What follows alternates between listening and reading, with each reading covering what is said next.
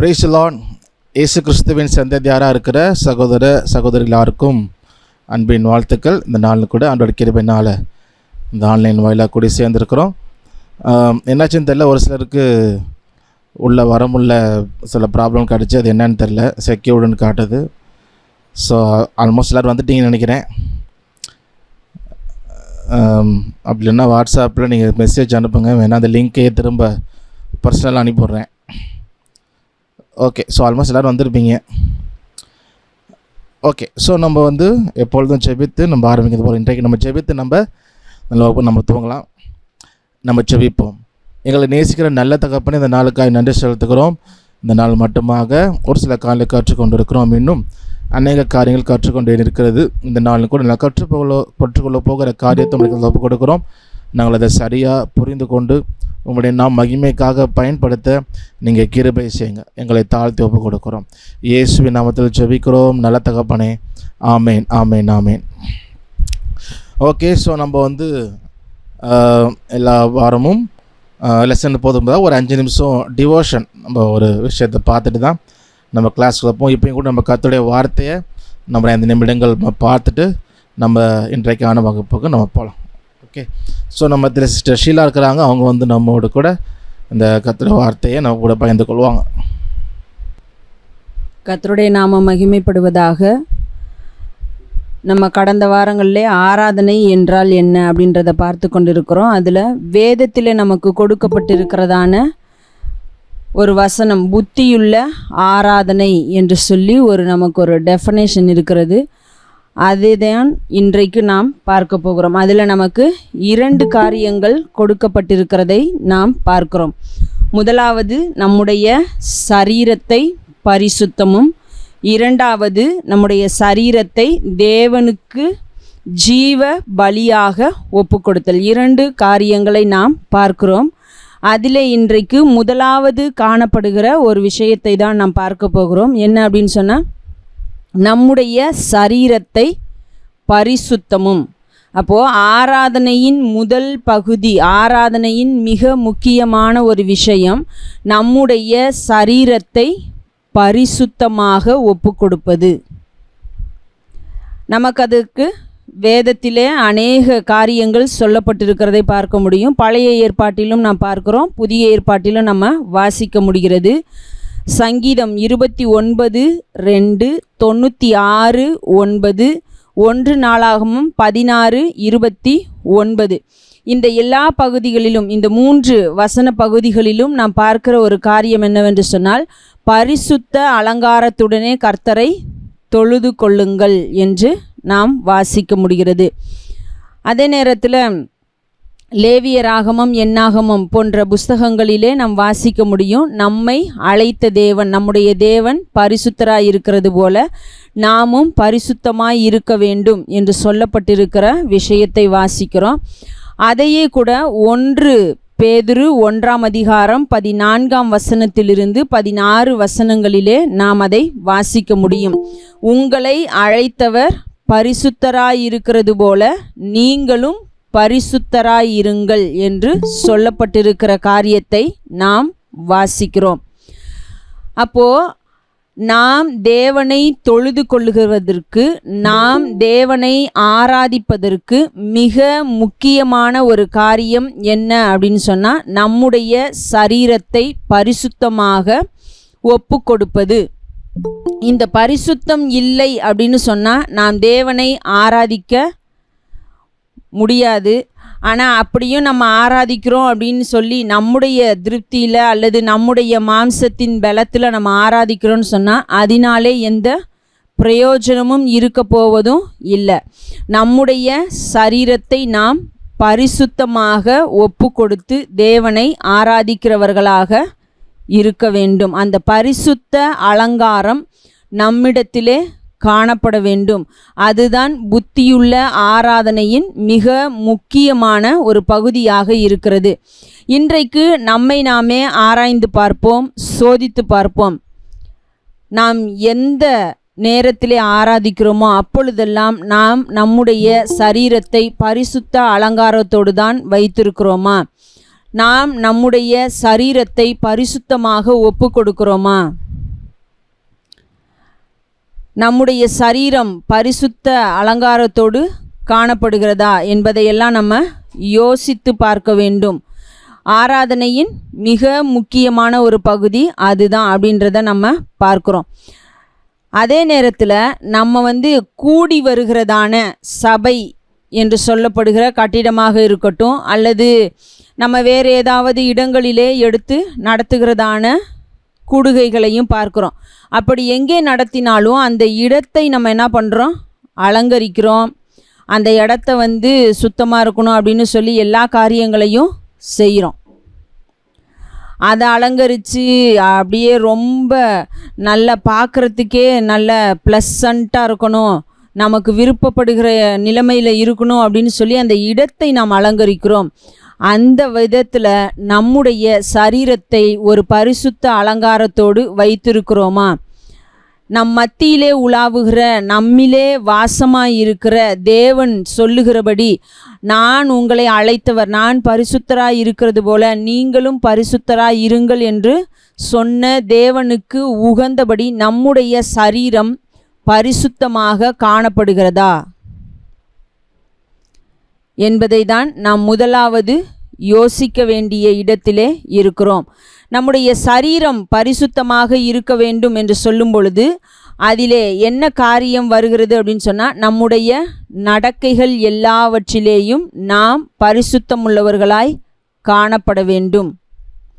அதே நேரத்தில் கொரிந்தியரில் நாம் வாசிப்போம், சரீரம் கர்த்தருக்குரியது, ஆகையினாலே நாம் அதை பரிசுத்தமாய் பாதுகாக்க வேண்டும். நம்முடைய இஷ்டத்திற்கு ஏற்றபடி, நமக்கு பிரியமானபடி நம்முடைய சரீரத்தை நாம் வைத்து கொள்ள முடியாது. சரீரம் கர்த்தருக்குரியது, அதை நாம் அவருக்கு பிரியமானபடி பரிசுத்தமாய் வைத்திருக்க வேண்டும் என்று சொல்லியெல்லாம் வாசிக்கிறோம். வாசிப்பதோடு நிறுத்திவிடாமல் ஆராதனை செய்கிறோம், தேவனை ஆராதிக்கிறோம், நாங்கள் இத்தனை மணி நேரம் ஆராதிக்கிறோம், அத்தனை மணி நேரம் ஆராதிக்கிறோம் என்று சொல்லி கொள்ளுகிற நாம் நம்முடைய சரீரத்தை பரிசுத்தமாய் ஒப்பு கொடுக்க வேண்டும். இல்லை என்று சொன்னால், இயேசு கிறிஸ்து இந்த உலகத்திலே வாழ்ந்த பொழுது வேதபாரகரையும் பரிசேயரையும், அதாவது நாங்கள் தான் தேவனுடைய வசனத்தின்படி சீராய் நேராய் பக்தியோடு மிகவும் அந்த பரிசுத்தத்தின் உச்சத்திலே இருந்து நடந்து கொள்ளுகிறோம் என்று சொன்ன வேதபாரகரையும் பரிசேயரையும் பார்த்து இயேசு கிறிஸ்து சொன்னார், நீங்கள் வெள்ளையடிக்கப்பட்ட கல்லறைகளாக இருக்கிறீர்கள். ஏனென்று சொன்னால், உங்களிடத்தில் புறம்பான அலங்கரிப்பு இருக்கிறது, ஆனால் உள்ளேயோ மரித்தவர்களின் எலும்புகளினாலும் சகல அசுத்தத்தினாலும் நிறைந்திருக்கிறது போல உங்கள் சரீரமானது உள்ளேயோ அசுத்தமாக காணப்படுகிறது என்று சொல்லி அவர்களை கடிந்து கொண்டதை பார்க்கிறோம். இன்றைக்கு நம்முடைய ஆராதனையின் வேலையிலே தேவன் நம் மத்தியிலே உலாவுகிறார், நமக்குள்ளே இருந்து வாசம் பண்ணுகிறார், நம்முடைய ஆராதனையை அவர் ஏற்றுக்கொள்ளுகிறார், அவர் அதிலே பிரியப்படுகிறார், அங்கே சிங்காசனம் அமைக்கிறார் என்றெல்லாம் சொல்லுகிற நாம் உண்மையிலேயே அவர் அங்கே உலாவுகிறதற்கும் நம் மத்தியிலே வசிப்பதற்கும் அவர் சிங்காசனமிட்டு அங்கே அமருகிறதற்குமான காரியங்களை செய்கிறோமா என்பதை யோசித்து பார்க்க வேண்டும். அது எப்பொழுது நடக்கும் அப்படின்னு சொன்னால், உள்ளான அலங்கரிப்பு, அதாவது நம்முடைய சரீரமானது பரிசுத்த அலங்காரத்தோடு பரிசுத்தமாய் நாம் ஒப்பு கொடுக்கும் பொழுதுதான் அந்த காரியம் நடக்கும். இல்லை என்று சொன்னால் நம்முடைய ஆராதனை வீணாக இருக்கும், தேவனும் அதிலே பிரியப்படுகிறவராக இருக்க மாட்டார். ஆகையினாலே ஆராதனையிலே மிக முக்கியமான ஒரு விஷயமாக இருக்கிற பரிசுத்தத்திலே நாம் கவனம் உள்ளவர்களாக இருப்போம். அது நம்முடைய பேச்சு, நம்முடைய செயல்கள், நாம் உடுத்துகிறதான வஸ்திரங்கள், நாம் செய்கிறதான எல்லா காரியங்களிலும் அந்த பரிசுத்தம் வெளிப்பட வேண்டும் என்பதிலே மிகுந்த கவனம் உள்ளவர்களாக இருப்போம். நாம் அவரை அண்டிக்கொண்டு அவரை சார்ந்து வாழ்வோம். தேவனாகிய கர்த்தர் தாமே நம்மோடு கூட இருந்து நம்மை வழிநடத்துவாராக. ஓகே, ஸோ நம்ம இன்றைக்கி லெசனுக்குள்ளே போகிறதுக்கு முன்னாடி ஒரு கொஸ்டின், ஸோ நம்ம ஆன்சர் பண்ணிவிட்டு ஜஸ்ட் மைண்டை ரெஃப்ரெஷ் பண்ணிட்டு நம்ம கிளாஸ்க்குள்ளே போகலாம். ஓகே, ஸோ அற்புதங்கள் நம்ம புதிய ஏற்பாட்டில் பார்ப்போம் இல்லையா? இயேசு கிறிஸ்து செய்த அற்புதங்கள், அதிசயங்கள் இல்லை நம்ம நிறையா பார்ப்போம். அப்போது ஒரு சுவிசேஷத்தில் இருக்கிற அற்புதம் இன்னொன்றில் இருக்காது, ஸோ இன்னொன்று இருக்காது, இதில் இருக்காது. அதுபோல் ஒரு சில அற்புதங்கள் இருக்கும். ஒரே ஒரு அற்புதம் தான் 4 சுவிசேஷங்கள்லையும், மத்தேயு, மார்க்கு, லூக்கா, யோவான். ஸோ 4 சுவிசேஷத்துலேயும் அந்த ஒரு அற்புதம் இடம் பெற்றிருக்கு. அது என்ன? அதுதான் கேள்வி. ட்ரை பண்ணுங்கள், மிரக்கல்ஸில் ஞாபகத்துக்கு கொண்டு வாங்க என்னென்ன அற்புதம் இயேசு செய்தார்.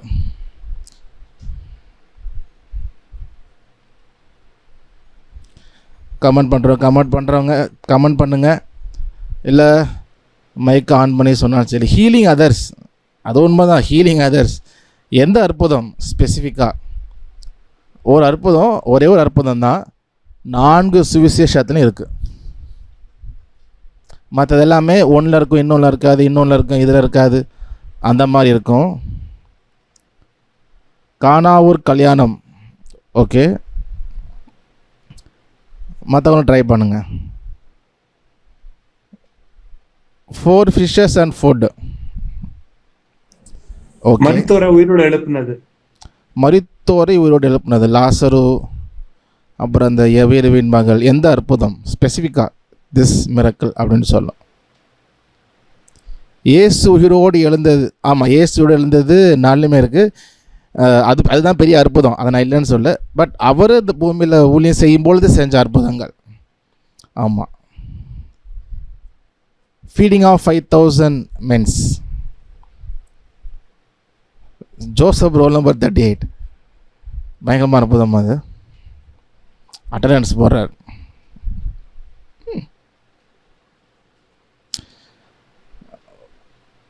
குருடரின் கண்களை திறந்தது, ஓகே, குட் ட்ரை.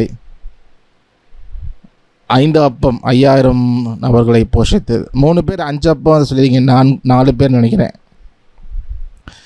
பெரும்பாடுள்ள ஸ்திரீ, ஓகே, அது ஒரு நல்ல அற்புதம் தான். ஓகே, ஒரு 4-5 பேர்கிட்ட 5 அப்பம், அந்த 2 5000 பேரை போஷிக்க சொல்லியிருக்கிறீங்க. ஓகே, வேறு ட்ரை பண்ணுறீங்களா? முடிச்சிடலாமா?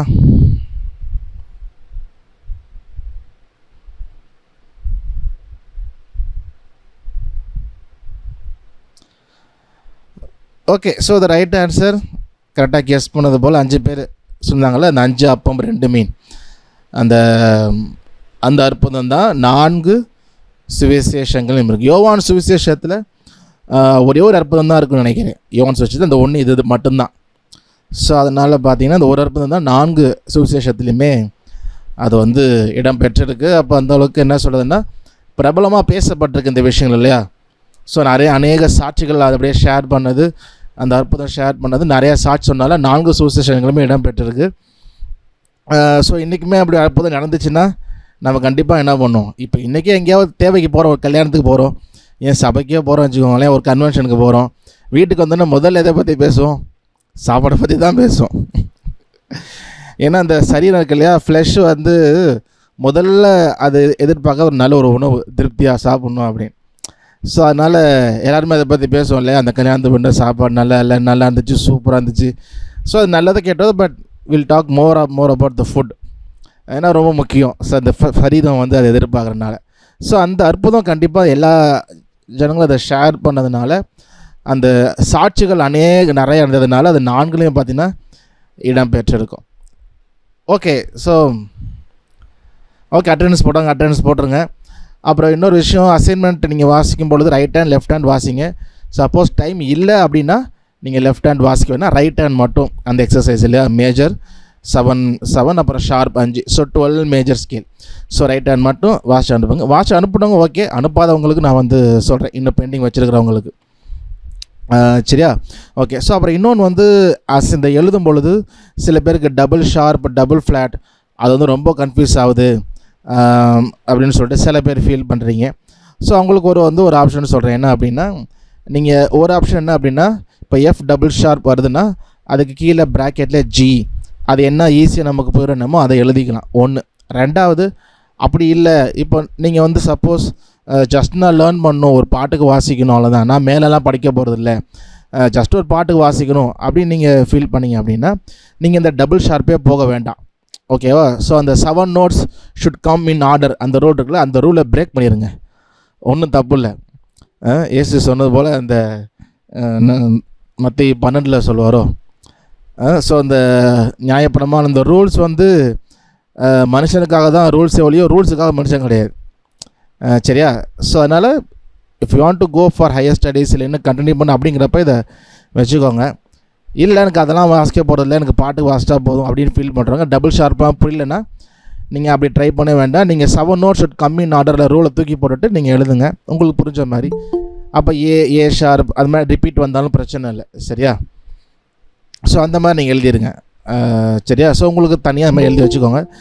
ஆனால் சைட் பை சைடு எதையுமே நீங்கள் வந்து அந்த டபுள் ஷார்ப் சைடில் வச்சுக்கோ, நல்லது. சப்போஸ் உங்களுக்கு வேணும் தேவைப்பட்டுச்சுன்னா நீங்கள் அதை புரிஞ்சுறதுக்காக. சரியா? ஸோ அதை ஞாபகம் வச்சுக்கோங்க எழுதும்பொழுது. இப்போ மைனருக்கும் அப்படி தான். மைனர் இந்த ஷார்ப் மைனர் போகும்பொழுது டபுள் ஃப்ளாட் வரும். எப்படி நம்ம மேஜரில் டபுள் ஷார்ப் பார்த்தோமோ இதில் பார்த்திங்கன்னா டபுள் ஃப்ளாட் வரும். ஸோ அந்த மாதிரி வரும்பொழுது உங்களுக்கு டவுட்டாக இருந்துச்சுன்னா நீ அந்த மாதிரி பண்ணிக்கோங்க. ஒன்று அந்த எஃப் டபுள் ஷார்ப், அப்போ கீழே ஜி, பி ஷார்ப் அப்படின்னா கீழே ப்ராக்கெட்டில் சி, அந்த மாதிரி எழுதிக்கோங்க. இல்லை அப்படின்னா அந்த டபுள் ஷார்ப்பே விட்டுட்டு நீங்கள் 7 notes should come in ஆர்டரை தூக்கி போட்டுட்டு ஜஸ்ட் எஃப் ஷார்ப் இல்லை ரிப்பிட்டேஷன்லாம் நீங்கள் பாட்டுக்கு எழுதிடுங்க, ஜஸ்ட் உங்களுக்கு போயிடுற மாதிரி. ஓகே, சரி. ஸோ இன்றைக்கி வந்து நம்ம லெசனுக்குள்ளே போகலாம். ஓகே, ஸோ உங்களுக்கு வந்து ஸ்க்ரீன் ஷேர் ஆகிருக்கும். ஸோ இன்றைக்கி நம்ம பார்க்க போகிறது என்ன அப்படின்னா மைனர் ஸ்கேல்ஸ். ஸோ நம்ம ஸ்கேல்ஸ் அப்படின்னு சொல்லும்பொழுது 2 பார்க்க போகிறோம் அப்படின்னா, ஒன்று மேஜர் ஸ்கேல், இன்னொன்று மைனர் ஸ்கேல். நம்ம போன வாரமும் அதற்கு முந்தின வாரமும் மேஜர் ஸ்கேல்ஸ் பார்த்தோம். 12 major scale, C sharp, D sharp, E F sharp, G sharp, A sharp, B. So அது வரைக்கும் 12 notes. அந்த 12 மேஜர் ஸ்கேல்ஸ் தான் நம்ம வந்து பார்த்தோம். ஓகே, ஸோ நம்ம வந்து பார்த்து எழுதி முடிச்சாச்சு. இப்போது மைனர் ஸ்கேல் வந்து நம்ம பார்க்க போகிறோம். ஓகே, ஸோ மைனர் ஸ்கேல் போகும்பொழுது நம்ம கவனத்தில் வச்சுக்க வேண்டிய விஷயம் என்னென்னா, இந்த ஹோல் ஸ்டெப் ஹாஃப் ஸ்டெப் இருக்குது இல்லையா, அது நமக்கு மைனர் ஸ்கேல் யூஸ் பண்ணுவோம். ஸோ ஹாஃப் ஸ்டெப் அப்படின்னா நெக்ஸ்ட் ஸ்டெப், ஹோல் ஸ்டெப் அப்படின்னா skip the next step, half step அப்படின்னா அடுத்த படிக்கட்டு, ஹோல் ஸ்டெப் அப்படின்னா ஒரு படிக்கட்டை என்ன பண்ணணும், தாண்டணும். சரிங்களா? ஓகே, ஸோ நம்ம இதான் ஸ்டெப்பு 1 2 3 4 5 6 வரிசையாக ஸ்டெப் இருக்குது. ஹாஃப் ஸ்டெப் அப்படின்னா நெக்ஸ்ட்டு ஸ்டெப். அப்போ 1லேருந்து ஹாஃப் ஸ்டெப்னா 2, 2லேருந்து ஹாஃப் ஸ்டெப்னா 3, 3லேருந்து ஹாஃப் ஸ்டெப்னா 4, 4லேருந்து ஹாஃப் ஸ்டெப்னா 5, 5லேருந்து ஹாஃப் ஸ்டெப்னா 6, 6லேருந்து ஹாஃப் ஸ்டெப்னா 7.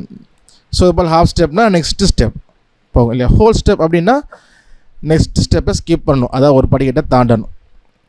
So skip the next step. அப்போ 1லேருந்து ஹோல் ஸ்டெப்னா 3, 3லேருந்து ஹோல் ஸ்டெப்னா 5, 5லேருந்து ஹோல் ஸ்டெப்னா 7, 7லேருந்து 9, 9லேருந்து 11, 11லேருந்து 1, 12லேருந்து 2, அந்த மாதிரி போகும். இப்போ 2லேருந்து 4, 4லேருந்து 6, 6லேருந்து ஹோல் ஸ்டெப் 8, 8லேருந்து ஹோல் ஸ்டெப் 10, 10லேருந்து 12.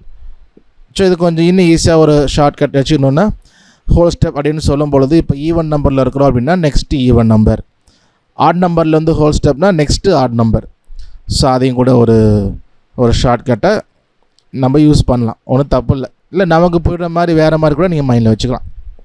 ஓகே, ஸோ ஃபார்முலா நம்ம மேஜர் ஸ்கேலுக்கு ஒரு ஃபார்முலா பார்த்தோம், அது மேஜர் ஸ்கேலுக்கு மட்டும்தான். மைனர் ஸ்கேலுக்கு அந்த WH வந்து இடம் மாறும். சரியா? ஸோ மைனர் ஸ்கேலோட ஃபார்முலா என்ன அப்படின்னா WH WWH WW, அதாவது whole step half step, whole step whole step half step, whole step whole step. So இதுதான் மைனர் ஸ்கேலோடைய ஃபார்முலா. ஓகே, ஸோ நம்ம ஸ்கேல்ஸ் எழுதும் பொழுது எப்பொழுதுமே 3 விஷயம் ஞாபகம் வச்சுக்கணும். எந்த ஸ்கேலாக இருந்தாலும் ஃபஸ்ட்டு ஃபார்முலா நமக்கு ஞாபகம் வரணும். ஓகே, மேஜர் ஸ்கேல்னால் அந்த ஃபார்முலா ஞாபகம் வரணும், மைனர் ஸ்கேல்னால் அந்த ஃபார்முலா ஞாபகம் வரணும். Minor scale formula WH WWH WW. Okay, so அந்த ஃபார்முலா ஞாபகம் வரணும். ரெண்டாவது டபிள்யூனா ஹோல் ஸ்டெப், ஹோல் ஸ்டெப்னா என்ன, ஹெச்னா ஹாஃப் ஸ்டெப், ஹாஃப் ஸ்டெப்னா என்ன அப்படின்னு நமக்கு தெளிவாக தெரிஞ்சிருக்கணும். ரெண்டாவது. மூணாவது நம்ம தெரிஞ்சுக்கின்ற விஷயம் இந்த ரூல். என்ன ரூல் அப்படின்னா 7 notes should come in order. So அந்த 7 notes வரிசையாக வரணும். அப்போ எதையும் நம்ம ஸ்கிப் பண்ணிடக்கூடாது, விட்டுறக்கூடாது. 7 notes வரிசையாக வரணும். ஸோ இந்த 3 தான் நமக்கு எப்போதுமே ஞாபகம் இருக்கணும் நம்ம ஸ்கேல்ஸ் எழுதும் பொழுது. சரிங்களா? ஸோ இப்போ மைனர் நீங்கள் எழுதும் பொழுதும் இப்போயே நீங்கள் எழுதும் பொழுதும் உங்களுக்கு வந்து அந்த டபுள் ஷார்ப்போ டபுள் ஃப்ளாட்டோ வருது அப்படின்னா நம்ம எழுதுகிறப்போ நீங்கள் வந்து உங்களுக்கு புரிகிற மாதிரி எழுதிக்கலாம். சார் எப்படி நான் சொல்கிறேன் இப்போ பார்க்கும்பொழுது. ஓகே, ஸோ ஸ்டெப்ஸு நம்ம ஏற்கனவே போட்டிருப்போம். அதே போல் ஸ்டெப்ஸ் எழுதும்பொழுது ஒரு ஸ்கேலுக்கும் ஸ்டெப்ஸு தனித்தனியாக போட வேண்டாம். ஒரு பேஜில் ஸ்டெப்பு போட்டிங்கன்னா அதையே வந்து மற்ற எல்லா ஸ்கேலுக்கும் யூஸ் பண்ணிக்கலாம். மேஜருக்கு அந்த ஸ்டெப்பை யூஸ் பண்ணிக்கலாம், மைனருக்கு யூஸ் பண்ணிக்கலாம். சரியா? இப்போ நான் உங்களை எக்ஸ்பிளைன் பண்ணுறதுக்காக ஒரு ஸ்கேலுக்கும் அந்த ஹோல் ஸ்டெப் ஆஃப் ஸ்டெப் அதை போட்டிருக்கிறேன். ஸோ நீங்கள் வந்து எழுதும் பொழுது ஒரு பேஜுக்கும் அது மாதிரி ஸ்டெப் போடணுமான அவசியம் இல்லை. சரிங்களா? ஜஸ்ட்டு ஒரு பேஜில் ஸ்டெப் எழுதிட்டு அப்புறம் அப்படியே வரிசையாக நீங்கள் ஸ்கேல்ஸ் வந்து ஃபார்முலா எழுத வேண்டியது தான். Okay, so C minor scale அப்படின்னு போட்டுக்கோங்க. போட்டு formula WH WWH WW. So scale எழுதும் பொழுது டபிள்யூக்கு நேராக அந்த சி எழுதிடக்கூடாது. சியை டபிள்யூக்கு முன்னாடி எழுதிட்டு அப்புறம் தான் நம்ம ஃபார்முலா அப்ளை பண்ணுவோம். செகண்ட் நோட்லேருந்து தான் ஃபார்முலா அப்ளை பண்ணுவோம். அப்படி தான் நினச்சோம். அந்த மாதிரி எழுதிக்கோங்க. சி மைனஸ் ஸ்கேல் அப்படின்னு போட்டுட்டு WH WWH WW. நீங்கள் எழுதுகிறப்ப கொஞ்சம் WH எழுதுகிறப்ப கொஞ்சம் ஸ்பேஸ் ஓட்டிங்கன்னா எழுதுறதுக்கு நீட்டாக இருக்கும். ஓகே, ஆல்மோஸ்ட் எல்லாருமே நல்லா க்ளீனாக எழுதியிருந்தீங்க. ஐ திங்க் மேபி ஒருத்தரில் 2 பேர் தான் கொஞ்சம் நெருக்கி எழுதிருந்தீங்க. மற்றபடி எல்லாருமே நல்லா ஸ்பேஸ் விட்டு நீட்டாக எழுதிருந்தீங்க. ஸோ நல்ல நோட்ஸ் எடுத்திருந்தீங்க. ஓகே, ஸோ நம்ம வந்து இப்போ கண்டினியூ பண்ணலாம். ஓகே, ஸோ இந்த ஹோல் ஸ்டெப் ஆஃப் ஸ்டெப் நம்ம ஏற்கனவே பார்த்தது அதே போல் தான், வித்தியாசம் ஒன்று. ஓகே, இப்போ சியிலேருந்து ஹோல் ஸ்டெப். ஓகே, ஸோ கமெண்ட்டில் நீங்கள் வந்து கமெண்ட் பண்ணுங்கள். சரியா? சியிலேருந்து ஹோல் ஸ்டெப்னால் என்ன வரும்?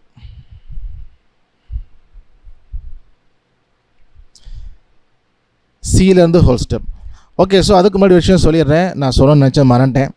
அட்டண்டன்ஸ் போடும் பொழுது நீங்கள் வந்து இப்போது பிகினிங்கில், அதாவது ஃபஸ்ட்டு 5 மினிட்ஸ்க்குள்ளே அட்டண்டன்ஸ் போடுறோன்னா போட்டுருங்க.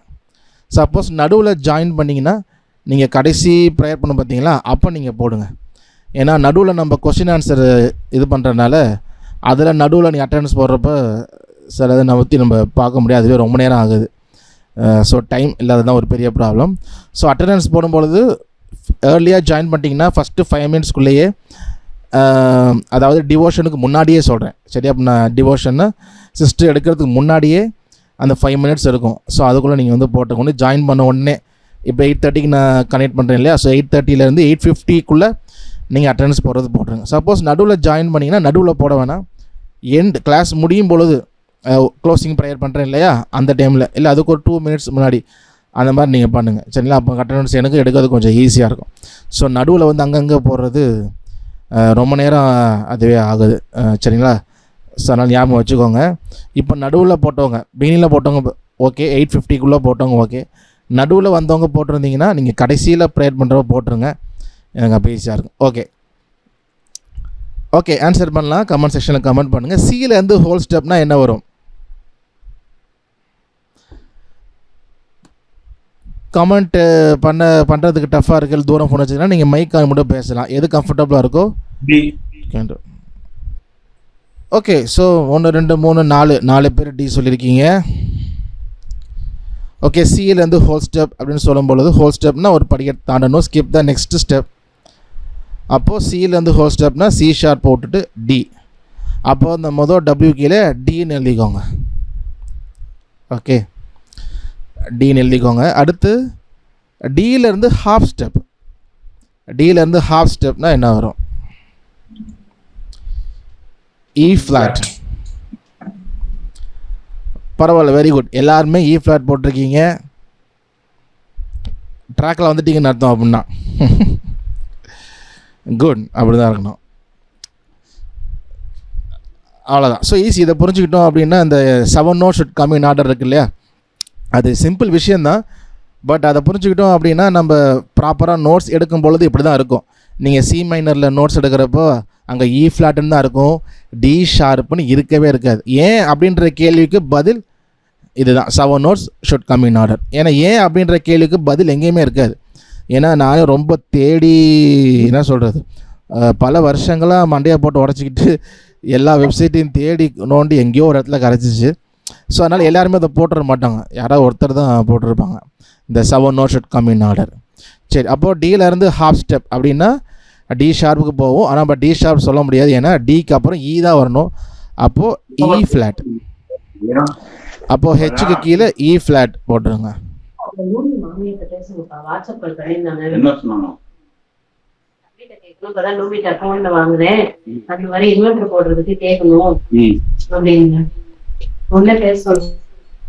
ஓகே, ஒரு நிமிஷம் மியூட்டில் போட்டுறேன், பேசிட்டு இருக்காங்க, தெரியாம நினச்சி போல. ஓகே, ஸோ அப்போது இ ஃப்ளாட். இப்போ இ ஃப்ளாட்லேருந்து ஹோல் ஸ்டெப் அப்படின்னா என்ன வரும்? இ ஃப்ளாட்லேருந்து whole step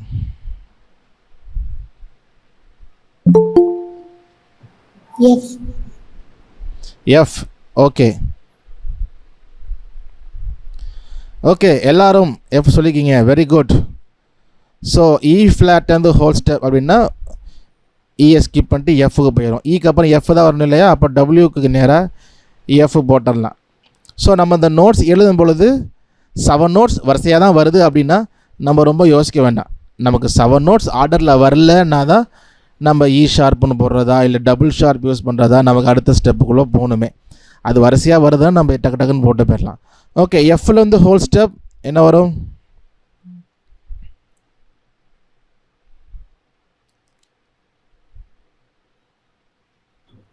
G.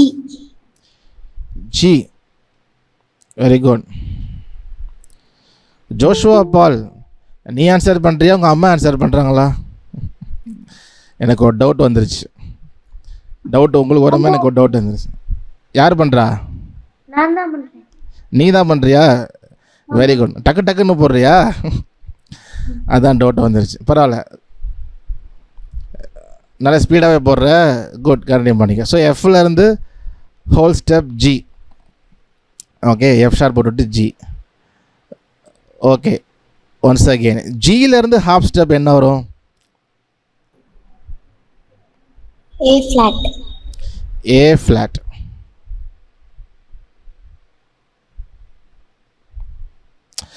Okay, so very good. So you all got it right. ஜியிலேருந்து ஹாஃப் ஸ்டெப் ஏ ஃப்ளாட். ஏன்னா ஜிக்கு அப்புறம் ஜி ஷார்ப்னு சொல்ல முடியாது, ஜிக்கு அப்புறம் ஏ தான் வரணும். ஜி ஷார்ப்புக்கு இன்னொரு பேர் என்ன? ஏ ஃப்ளாட். ஓகே, ஏ ஃப்ளாட்லேருந்து இப்போ ஹோல் ஸ்டெப். ஏ ஃப்ளாட்லேருந்து whole step B flat. B flat.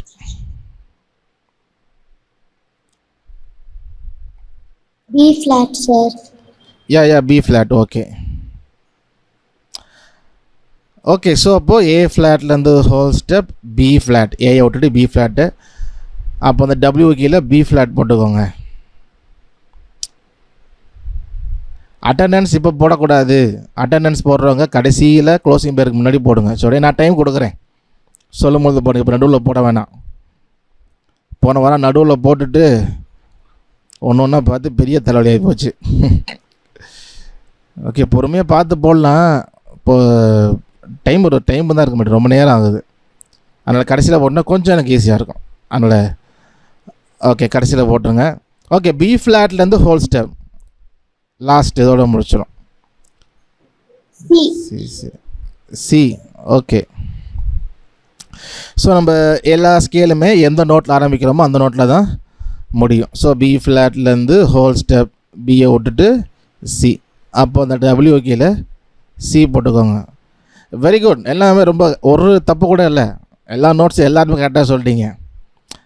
பரவாயில்ல. I am really proud of you all. ஏன்னா பிகினர்ஸ் இருக்கிறீங்க, சில்ட்ரன்ஸ் இருக்கிறீங்க. ஐ திங்க் அந்த என்ன சொல்கிறது, இந்த E flat or E sharp ஓரளவுக்கு உங்களுக்கு புரிஞ்சிச்சுன்னு நினைக்கிறேன். டபுள் ஷார்ப் டபுள் ஃப்ளாட்டு தான் ஒரு சிலருக்கு வந்து ரொம்ப குடைச்சல கொடுக்குது இல்லையா? அதுவும் கொஞ்சம் ஒரு 2 தடவை திரும்ப பார்த்தோம்னா சரியாயிடும். ரொம்ப ஈஸியாக தான் இருக்கும். Okay, so C minor scale இதுதான், சரியா? அப்போது சி மைனர் ஸ்கேலில் 3 ஃப்ளாட் வருது. E flat, A flat, B flat. சரி, அது ஞாபகம் வச்சுக்கோங்க. ஸோ இதே போல் இந்த எல்லா ஸ்கேலுக்குமே இப்போது சி மைனர்னால் எத்தனை ஃப்ளாட் வருது, இல்லை இப்போ டி மேஜர்னால் எத்தனை ஷார்ப் வருது அப்படின்னா 2 sharp, F sharp, C sharp. இது போல் எல்லா ஸ்கேலுக்குமே எத்தனை ஷார்ப் எத்தனை ஃப்ளாட் அதை நம்ம கொஞ்சம் ஞாபகம் வச்சுக்கணும், சரிங்களா? எதுக்கு நான் சொல்கிறேன்னா, இப்போ நீங்கள் ஹையர் ஸ்டடீஸ் போனீங்கன்னா மியூசிக்கில் தொடர்ந்து நீங்கள் லேர்ன் பண்ணும்பொழுது சில இடத்துல அப்படி தான் யூஸ் பண்ணுவாங்க, டி மேஜர்னு சொல்ல மாட்டாங்க. எஃப் ஷார்ப் சி ஷார்ப் வருது இல்லையா டி மேஜரில், அந்த ஷார்ப் மட்டும்தான் மியூசிக் ஷீட்டில் போட்டிருப்பாங்க. அதை வச்சு நம்ம கண்டுபிடிச்சிக்கணும் இது டி மேஜர் அப்படின்னு. ஸோ அந்த மாதிரிலாம் இருக்குது. அப்போ ஒரு ஸ்கேலுக்குமே எத்தனை ஷார்ப்பு இல்லை எத்தனை ஃப்ளாட்டுங்கிறத மைண்ட் வச்சு. அப்போ சி மைனருக்கு 3 ஃப்ளாட். என்னென்ன flat? E flat, A flat, B flat. So அப்போ சி மைனருக்கு எத்தனை ஃப்ளாட்னா டக்குன்னு நமக்கு ஞாபகம் வரணும். ஸோ அந்த மாதிரி நம்ம அதுக்கு ஒரு எக்ஸசைஸ் கூட பண்ணலாம், சரிங்களா? அந்த சாட்டர்டே கூட பண்ணுவோம். ஓகே, ஸோ அப்போ சி மைனர் ஓகே எழுதியாச்சு. நெக்ஸ்ட்டு அதே போல் D minor. Okay, the finger number the formula, C minor formula WH, WWH, WW, C, D, E flat, F, G, A flat, B flat, C. So finger number 1 2 3 1 2 3 4 5 அதே number தான், சரிங்களா? Okay, இந்த finger number வந்து எதுக்காக அப்படின்னா நம்ம இந்த சொண்டி வரலையும் யூஸ் பண்ணுன்றதுக்காக தான் இந்த ஃபிங்கர் பேட்டர்ன் இருக்குது. ஒரு சில ஸ்கேலுக்கு நமக்கு வந்து ஃபிங்கர் வாசிக்கிறது கஷ்டமாக இருக்கும். அப்படி கஷ்டமாக இருந்துச்சுன்னா நீங்கள் ஃபிங்கரை மாற்றிக்கலாம். அதாவது இந்த ஃபிங்கரை தான் கண்டிப்பாக வாசிக்கணும்னு கிடையாது, ஓகேவா? ஸோ நம்ம இந்த ஃபிங்கர் சிஸ்டத்தில் சுண்டிவரல் யூஸ் பண்ணோம். 1 2 3 1 2 3 4 5னா சுண்டிவரல் யூஸ் பண்ணுறதுனால நம்ம ஃப்யூச்சரில் சாங்ஸ்லாம் வாசிக்கிறப்போ அந்த ஃபிங்கர் நல்லா யூஸ் பண்ணலாம். ஸோ அதுக்காக தான் இருக்குது. ஒரு சில ஸ்கேல்ஸுக்கு இந்த ஃபிங்கர் நம்ம வாசிக்க முடியலன்னா நீங்கள் ஃபிங்கர் நம்பர் மாற்றிக்கலாம், சரிங்களா? உங்களுக்கு ஏற்றது போல் நீங்கள் மாற்றிக்கலாம், ஒன்றும் தப்பு கிடையாது, சரிங்களா? ஸோ ஞாபகம் வச்சுக்கோங்க எப்பொழுதுமே. ஓகே, ஆனால் இதை ட்ரை பண்ணுங்கள், ஓகேவா? ஸோ ஒரு சில ஸ்கேலுக்கு முடியாத பட்சத்தில் நீங்கள் ஃபிங்கரை மாற்றிக்கலாம். Okay, so next D minor scale போட்டுக்கோங்க, ஃபார்முலாவை எழுதிக்கோங்க. WH, WWH, WW கீழே வந்து டி போட்டு ஆரம்பிச்சுக்கோங்க. ஓகே, ஸோ இந்த ஒரு மைனர் அந்த மைனர் ஃபார்முலா 12 மைனர் ஸ்கேலுக்குமே இந்த ஒரே ஃபார்முலா தான். மேஜர் எல்லா மேஜர் ஸ்கேலுக்கு ஒரு ஃபார்முலா, எல்லா மைனர் ஸ்கேலுக்கு ஒரு ஃபார்முலா, அவ்வளோதான், 2 ஃபார்முலா தான், ஓகேங்களா? இதுக்கப்புறம் நம்ம கார்ட்ஸ் போயிடும்.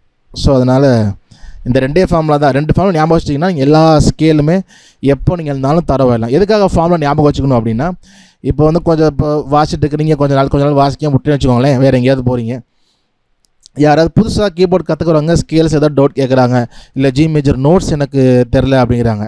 அப்போ உங்களுக்கு டக்குன்னு நோட்ஸ் தெரிலன்னா இந்த ஃபார்முலா ஞாபகம் இருந்ததுன்னா அழகாக நீங்கள் எல்லா ஸ்கேலையும் எழுதி இதுதான் ஸ்கேலுன்னு சொல்லிட்டு உங்களுக்கு சொல்கிறதுக்கு மற்றவங்களுக்கு ஷேர் பண்ணுறதுக்கு ரொம்ப அது உதவியாக இருக்கும். ஸோ அதனால தான் இந்த ஃபார்முலா வந்து நம்ம மைண்டில் வச்சுக்கிறது நல்லது. ஓகே, ஸோ எழுதிருப்பீங்கன்னு நினைக்கிறேன். நம்ம ஸ்டார்ட் பண்ணலாம். டி மைனர், இப்போ டியிலேருந்து ஸ்டார்ட் பண்ணுறோம். ஃபஸ்ட்டு டபிள்யூ இருக்கு இல்லையா, ஹோல் ஸ்டெப். டியிலேருந்து ஹோல் ஸ்டெப்னால் என்ன வரும்?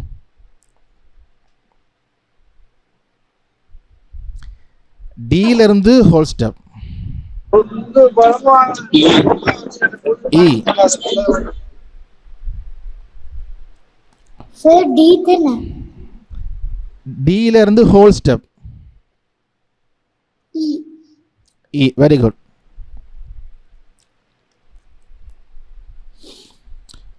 ஓகே, ஸோ டியிலேருந்து ஹோல் ஸ்டெப் டி ஷார்ப் போட்டு இ. ஸோ டிக்கு அப்புறம் இ தான் வரணும், கரெக்டாக தான் வந்திருக்கு. அப்போது அந்த மொதல் டபிள்யூ கீழே இ எழுதிக்கோங்க. ஓகே, அடுத்து இயிலேருந்து ஹாஃப் ஸ்டெப். இயிலேருந்து ஹாஃப் ஸ்டெப் என்ன சொல்கிறீங்க? புரியல. எஃப் ஷார்ப்பா? பிரதர் சரவணன் எஃப் ஷார்ப்பா சொல்கிறீங்க?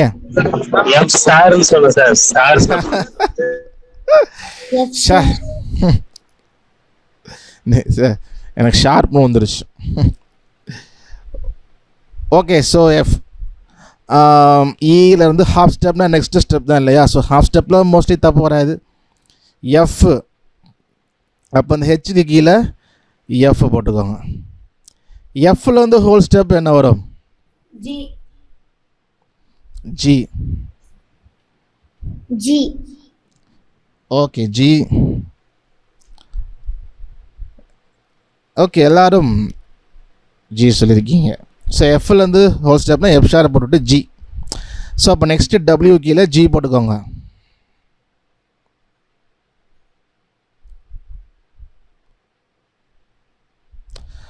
ஓகே, ஸோ ஜிக்கு அப்புறம் டபிள்யூ இருக்குது. ஜியிலேருந்து ஹோல் ஸ்டெப் என்ன வரும்? ஏ.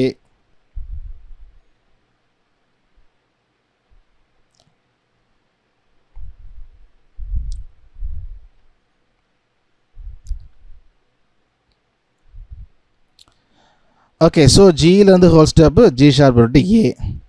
ஸோ அப்போ டபிள்யூ கீழே ஏ போட்டுக்கோங்க. இப்போ ஏலேருந்து ஹாஃப் ஸ்டெப், ஏலேருந்து half B flat. B flat.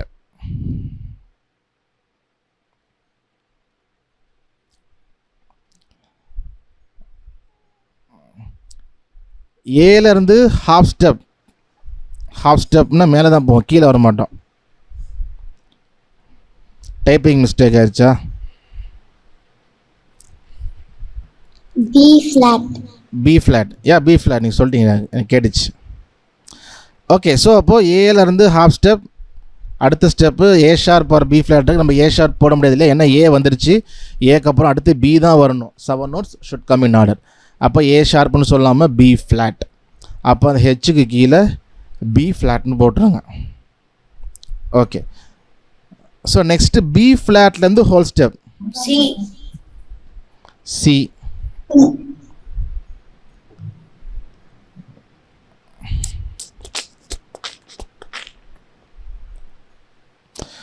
Okay, so B ஃப்ளாட்லேருந்து ஹோல் ஸ்டெப்னா பியை விட்டுட்டு சி, அப்போது அந்த டபிள்யூ கீழே சி எழுதிக்கோங்க.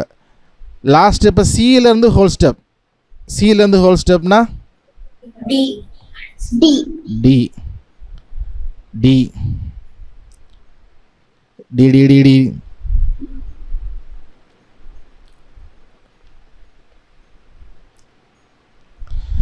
ஓகே, ஸோ சியிலேருந்து ஹோல் ஸ்டெப் சி ஷார்ப் போட்டு டி, அப்போ டபிள்யூ கீழே டி போட்டுருங்க. ஓகே, ஸோ ஆன்சர் பண்ணும் பொழுது உங்களால் முடியும் அப்படின்னா நீங்கள் எல்லாருமே ஆன்சர் பண்ணுங்கள். அதை தான் அவங்க பண்ணுறாங்கல்ல, நம்ம எதுக்கு பண்ணிக்கிட்டு அப்படின்னு விட்டாதீங்க. ஸோ நீங்கள் அதை யோசித்து ஆன்சர் பண்ணும்போது உங்களுக்கு நல்லா மைண்டில் அது ஏறும், அதுக்காக தான். சரியா? ஸோ அதனால் இஃப் யூ கேன், இப்போ பிஸியாக இருக்கிறீங்க இல்லை ட்ராவலில் இருக்கிறீங்க இல்லை ஒர்க்கில் இருக்கிறீங்கன்னா ஆன்சர் பண்ண முடியாதுன்னா okay, but if you can answer, நீங்கள் கண்டிப்பாக ஆன்சர் பண்ணுங்கள். சரியா? ஸோ சரியோ தப்போ, ஸோ நீங்கள் பண்ணும் பொழுது உங்களுக்கு அது மைண்டில் நல்லா நிற்கும், அப்போ தான் புரியும். ஸோ அதனால் அதான் எல்லாம் ஈஸி, இதை போய் ஈஸி, இதை போய் டைப் பண்ணணுமா சொல்லணுமான்னு விட்டுறாதீங்க. ஓகே, ஸோ அப்போது நம்ம டி மைனர் ஸ்கேல் போட்டுட்டோம் இல்லையா? ஸோ ஃபார்முலா அதே ஃபார்முலா தான், minor formula WH WWH WW D E F G A B flat C D. So finger number 1 2 3 1 2 3 4 5 அதே நம்பர். இதுக்கு ஈஸியாக தான் இருக்கும், ஃபிங்கர் மாற்றணும் அவசியம் இல்லை, உங்களுக்கு ரொம்ப சேஞ்ச் இருக்காது. ஒரு சில ஸ்கேல் தான் ரொம்ப டஃப்பாக இருக்கும், ஸோ அதுக்கு மட்டும் நம்ம ஃபிங்கர் மாற்றிக்கலாம். சரியா? ஓகே, ஸோ நம்ம டக்குன்னு ஸ்பீடாக போயிடலாம், நமக்கு 9:30 ஆச்சு. ஸோ அடுத்த ஸ்கேல் இ மைனர். ஸோ இ மைனர் போட்டுக்கோங்க, ஃபார்முலாவை எழுதிக்கோங்க, இ போட்டுக்கோங்க, நம்ம கொஞ்சம் ஸ்பீடாக போயிடலாம். எல்லோரும் ஆன்சர் கரெக்டாக பண்ணுறீங்க, ஒரு மிஸ்டேக் கூட இல்லாமல், வெரி குட். ஆனால் ஆன்சர் பண்ணாதவங்க எப்படின்னு தெரில எனக்கு, அதனால் இதை மட்டும் நினச்சி நான் பெருமைப்பட்டுக்க முடியாது. ஆன்சர் பண்ணுங்க, ஓகே. சரி, அவங்களும் கரெக்டாக எழுதிருக்காங்களா என்னன்னு தெரில, பார்ப்போம். அது எங்கேயோ புயல் வருது.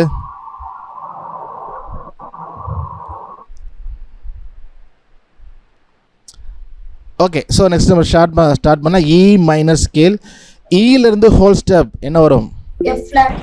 G flat. F sharp. F sharp. G flat. G flat. ஈக்கு அப்புறம் என்ன வரணும்? F. ABCDE. இல்லை ஆன்சர் பண்ணால ஆனாவா ஆன்சர் பண்ணது? Yes sir. ஈக்கு அப்புறம் என்ன வரும்? F. எஃப் தானே வரணும். அப்போது ஈலேருந்து ஹோல் ஸ்டெப்னா அங்கே ஜி ஃப்ளாட் இருக்குது, எஃப் ஷார்ப் இருக்குது. நம்ம இப்போ என்ன தான் சொல்ல முடியும்? F flat. எஃப் ஷார்ப்னு தான் சொல்லணும். ஓகேவா? ஸோ அதான் 7 notes should come in order. அதை ஞாபகம். ஸோ அதான் இந்த ஈயை ஞாபகம் வச்சுக்கணும். ஓகேவா? ஞாபகம் வச்சுக்கோங்க. சப்போஸ் நீங்கள் நோட் இருந்தால் எழுதிக்கிட்டே கூட பாருங்கள், ரொம்ப ஈஸியாக புரியும். ஓகே, ஸோ அப்போ ஈலேருந்து ஹோல் ஸ்டெப்னா எஃப் விட்டுட்டு எஃப் ஷார்ப். நம்ம ஜி ஃப்ளாட் சொல்ல முடியாது, ஏன்னா ஈக்கு அப்புறம் எஃப் தான் வரணும். அப்போ மொதல் டபிள்யூ கீழே எஃப் ஷார்ப். அடுத்து எஃப் ஷார்ப்லேருந்து ஹாஃப் ஸ்டெப். எஃப் ஷார்ப்லேருந்து half step G. G G. G good. Okay, so F ஷார்ப்லேருந்து half step. Next step G. நமக்கு எஃப்க்கு அப்புறம் ஜி தான் வரணும், அப்போ ஹெச்சுக்கு கீழே ஜி போட்டுருங்க. நெக்ஸ்ட்டு ஜியிலேருந்து whole step A. A A. A very good. Okay so ஜியிலேருந்து ஹோல் ஸ்டெப் ஜி ஷார்ப் போட்டுட்டு ஏ, ஜிக்கு அப்புறம் ஏ தான் வரணும், அப்போ டபிள்யூக்கில் ஏ போட்டிருக்கோங்க. அடுத்து ஏலேருந்து ஹோல் ஸ்டெப் B. ஏலேருந்து whole step B very good. அப்போ ஏலேருந்து ஹோல் ஸ்டெப் ஏ ஷார்ப் போட்டுட்டு பி, அப்போ அடுத்த டபிள்யூக்கில் பி போட்டுக்கோங்க. பியிலேருந்து ஹாஃப் ஸ்டெப் C. சி, பியிலேருந்து half step C. Okay very good. So next step பிக்கு அப்புறம் சி தான் இருக்குது, அப்போ ஹெச்சுக்கில் சி போட்டுருங்க. சியிலேருந்து ஹோல் ஸ்டெப் நம்ம நிறைய வாட்டி போட்டோம் இல்லையா, டி. குட். ஸோ நிறைய வாட்டி போட்டோம். சியிலேருந்து whole step D, C sharp போட்டு டி, அப்போ அந்த டபிள்யூ கீழே டி போட்டுக்கோங்க. கடைசி டபிள்யூ. டியிலேருந்து ஹோல் ஸ்டெப்பு E. இ, டியிலேருந்து whole step E. Okay so E minor scale அதை நம்ம போட்டுட்டோம். So formula WH WWH WW இதான் minor formula. E F sharp G A B C D E. Finger number 1 2 3 1 2 3 4 5. ரொம்ப இந்த ஃபிங்கரை follow பண்ண முடியலன்னா கடைசியாக ஒரு ஸ்டேஜில் நீங்கள் பண்ணலாம், மாற்றிக்கலாம், அதை ட்ரை பண்ணுங்கள் சரியா. ஓகே ஸோ அப்போது இ மைனர் ஸ்கேலில் ஒரு ஷார்ப் வருது, என்ன ஷார்ப், எஃப் ஷார்ப் அப்படின்னு ஞாபகம் வச்சோம். நம்ம வந்து டி மைனரில் ஒரே ஒரு ஃப்ளாட் வந்துச்சு இல்லையா, பி ஃப்ளாட் மட்டும் வந்துச்சு. ஸோ அது மாதிரி அந்த மாதிரி ஞாபகம் வச்சுக்கணும். ஒரு ஸ்கேலுக்கும் ஷார்ப் இருக்கா இல்லை ஃப்ளாட் இருக்கா அப்படி இருந்ததுன்னா எத்தனை ஷார்ப்பு, அந்த ஷார்ப்பு என்னென்ன அப்படின்றத ஞாபகம் வச்சுக்கோம் எப்போதுமே. Okay so next F minor, ஸ்பீடாக போயிடலாம். F minor, F minor scale formula எழுதிக்கோங்க, எஃப்பில் ஸ்டார்ட் பண்ணிக்கோங்க. ஓகே எஃப்லேருந்து ஹோல் ஸ்டெப் என்ன வரும், எஃப்லேருந்து whole step. Okay so G, எஃப்லேருந்து whole step G, F sharp to G, முதல் டபிள்யூக்கில் ஜி எழுதிக்கோங்க. அடுத்து ஜியிலேருந்து half step A flat. A flat. So answer பண்ணுறது மட்டும் மைக் ஆன் பண்ணிவிட்டு அப்புறம் மைக் ஆஃப் பண்ணிடுங்க சரியா. A flat. ஸோ யாருக்குமே ஜி ஷார்ப் வரல, வெரி குட். ஸோ ஜியிலேருந்து ஹாஃப் ஸ்டெப் அப்படின்னா G sharp or A flat. ஆனால் நம்ம அப்படி ஜி ஷார்ப் ஆர் ஏ ஃப்ளாட்னு சொல்ல முடியாது, ஏன்னா நமக்கு ஜி வந்துருச்சு இல்லையா, அப்போ ஜிக்கு அப்புறம் ஏ தான் வரணும், அப்போ ஏ ஃப்ளாட்டுன்னு தான் சொல்லணும். அப்போது ஹெச்சுக்கில் ஏ ஃப்ளாட் அப்படின்னு போட்டுக்கோங்க. அடுத்து ஏ ஃப்ளாட்லேருந்து whole step B flat. B flat. Good.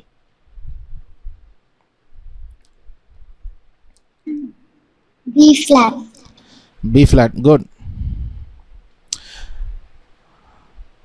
Okay so A ஃப்ளாட்லேருந்து ஹோல் ஸ்டெப் நமக்கு ஏ விட்டுட்டு பி ஃப்ளாட் ஒரு படியை தாண்டணும், அப்போ டபிள்யூ கீழே பி ஃப்ளாட் போட்டுக்கோங்க. அடுத்து பி ஃப்ளாட்லேருந்து ஹோல் ஸ்டெப் என்ன வரும், C.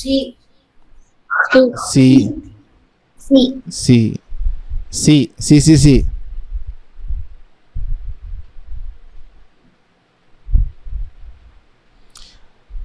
Okay so very good. B ஃப்ளாட்லேருந்து ஹோல் ஸ்டெப் சி, அப்போ டபிள்யூ கீழே சி போட்டுக்கோங்க. சியிலேருந்து ஹாஃப் ஸ்டெப் என்ன வரும், B flat. B flat. சியிலேருந்து ஹாஃப் ஸ்டெப் டி ஃப்ளாட் சொல்லியிருக்கீங்க.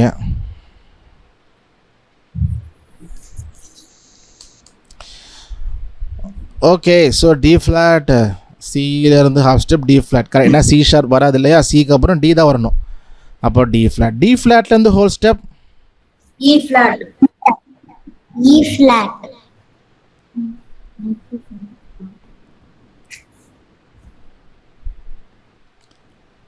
Okay E flat very good. Okay D ஃப்ளாட்லேருந்து ஹோல் ஸ்டெப்னா டியை விட்டுட்டு இ ஃப்ளாட், அப்போ டபுளுக்கு இ ஃப்ளாட் போட்டுக்கோங்க. ஸோ லாஸ்ட் முடிக்க போகிறோம். இ ஃப்ளாட்லேருந்து whole step F. F F. F F F F F F F F.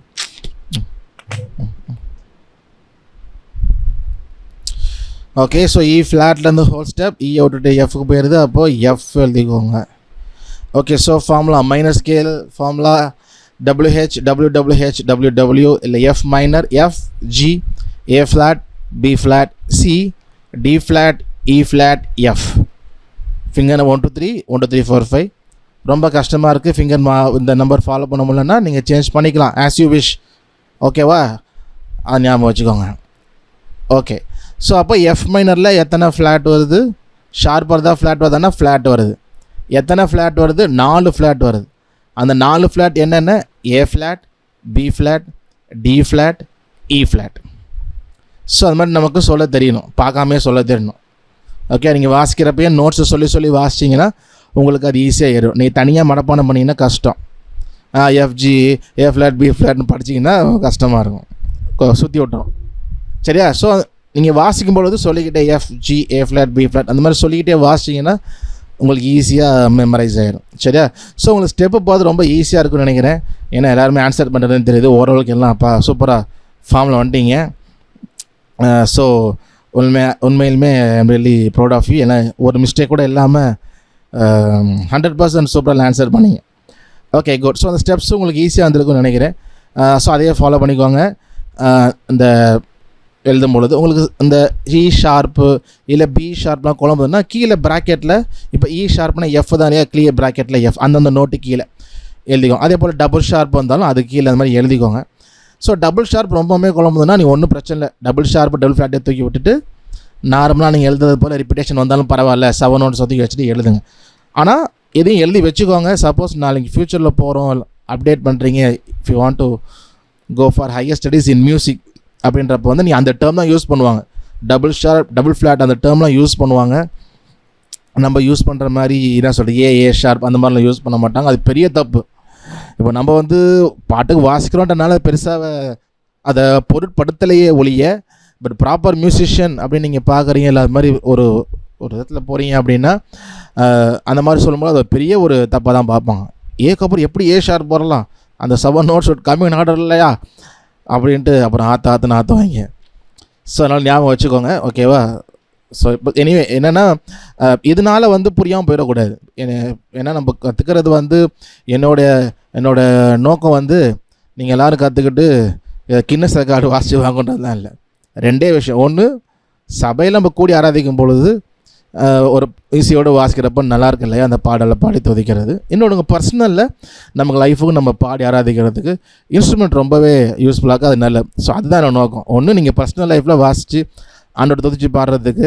2வது, சபையில் நம்ம வந்து அந்த ஊழியத்தில் பிரோஜனமாக ஆண்டோருக்கு பிரோஜனமாக எதாவது செய்கிறதுக்கு தான். இந்த 2 தான்.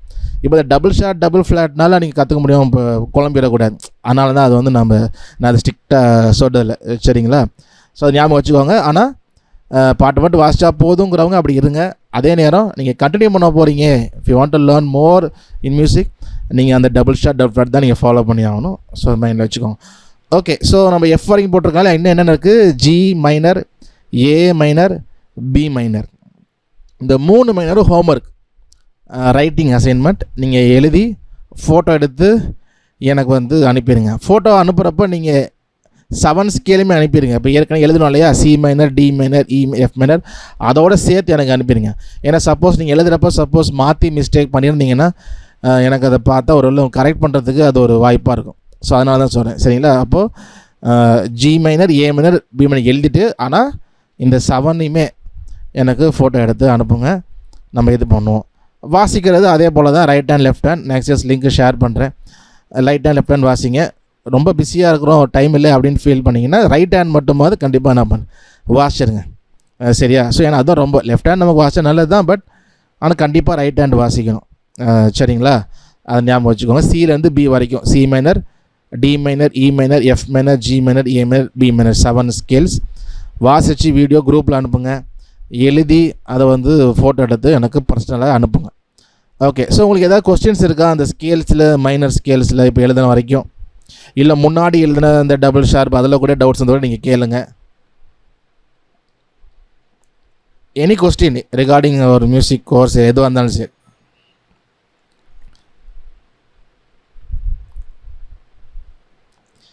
ஓகே, அட்டண்டன்ஸ் நடுவில் போட்டவங்களாம் இப்போ போட்டுருங்க. அதாவது 8:30 8:50 போட்டிருந்தீங்கன்னா ஓகே, பிரச்சனை டிவோஷனுக்கு முன்னாடி வரைக்கும். சரிங்களா? ஸோ டிவோஷனுக்கு அப்புறம் நடுவில் நீங்கள் ஜாயின் பண்ணியிருந்தீங்க அப்படின்னா நடுவில் அட்டெண்டன்ஸ் போட்டிருந்தீங்கன்னா நீங்கள் இப்போ அட்டெண்டன்ஸை போட்டுருங்க, நடுவில் போட்டவங்க. கொஸ்டின்ஸ் கேளுங்க பிரதர் டேவின். அந்த 1 2 3 அந்த 5 பீஸ் இருக்குல்ல கண்டினியூஸ், அது திருப்பி ரிப்பீட்டே பண்ணக்கூடாதா, பண்ணலாமா? இப்போ எப்படி சொல்ல, திரும்ப 5 4 3 2 1 அப்படி சொல்கிறீங்களா?